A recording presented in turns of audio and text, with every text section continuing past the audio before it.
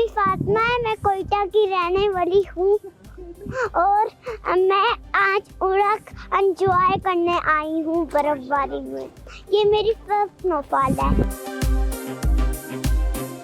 मैं अपने हस्बैंड के साथ आई हूँ और हम लोग कोयटा ही के रहने वाले हैं, तो हम अपनी बच्ची को लेकर आए हैं ना एंजॉय करवाने के लिए। तो ये इसकी फर्स्ट स्नोफॉल है इसकी लाइफ की। हम बहुत एंजॉय कर रहे हैं और इस बार बहुत ज़्यादा, ये काफ़ी साल के बाद, तकरीबन 5 साल के बाद इतनी ज़्यादा हुई है।